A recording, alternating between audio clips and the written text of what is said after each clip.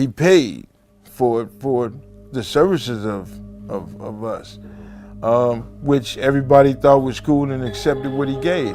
He was never a leader, a shot caller, period. What's up, people? Now, this video is not to downplay anyone's gangster, but I do have a serious question, and maybe some people can answer that in the comments. Was Suge Knight respected amongst other gangsters? I'm not talking about the entertainment gangsters like Snoop Dogg or Ice Cube. I'm talking about the real gangsters that put in the work. I've seen this very often when a guy with the bag is considered the big homie. For example, we have 6ix9ine. He was putting hits out on people. He used his money, not his gangster. A real gangster could order a hit with just his reputation alone. A couple years ago, Meek Mill was brave enough to say F.A.R.A.B. on stage.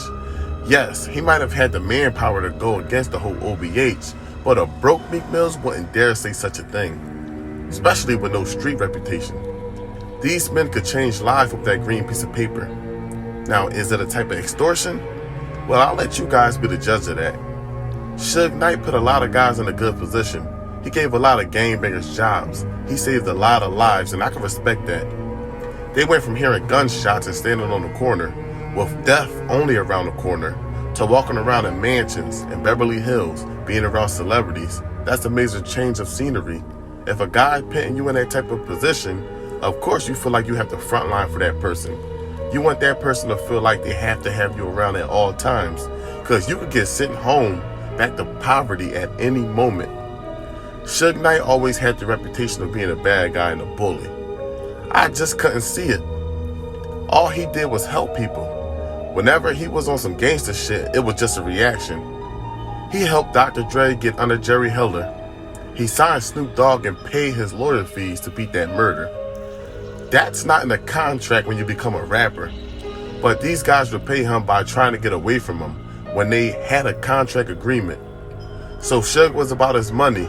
You can't really blame him for not letting that go. Before y'all was calling him Big Suge, he was a football player and a track star. He attended the University of Las Vegas and then ended up in the NFL playing 2 games for the Rams. But he wasn't anything big. He was only number 79 at defensive end. When that didn't work out, he became a bodyguard. I mean, being that big, you're not going to be serving ice cream somewhere. But when he came up, he had Bloods on his payroll. Everywhere Suge went, they went. Now, how would you feel if you had a group of killers ready to do anything you say without saying it twice? We all heard about them studio beatdowns. That shit was real. A guy got beat down for using a studio phone without permission. He had an image of a Don, tall, 300-pound beast smoking Cuban cigars, walking a German Shepherd. But there's a difference between respect and fear. Respect can get you very far, but with fear, you can only survive with advantage. But once it's gone, you start getting knocked out or even falling out in court. Now imagine Suge falling out of court in the 90s. I'm not taking anything from Suge, I'm just speaking the truth. But I really wonder how his life is going to be when he gets out. Hopefully Snoop could put everything behind him and show him some type of love.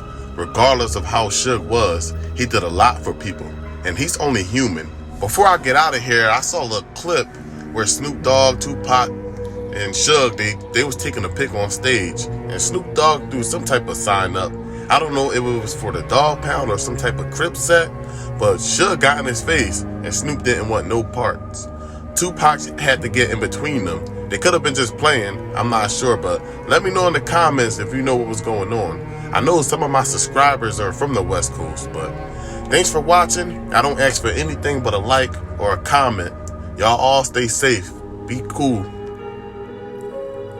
Suge paid people to do certain things.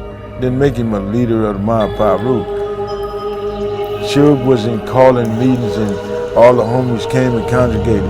Suge wasn't when he came through the hood, Suge was looked at a superstar. Like, oh, that's Suge Knight, that's Death Row, woo woo. They looked at that. They didn't look at, oh, that's the big homie, all the big homie with the business, and never that. You know, so Suge money was an influence for all of those guys and everybody to come in. So without the money, you're nobody. You just Suge Knight. lived in the hood, never gangbanged, never did nothing. So, a leader? No.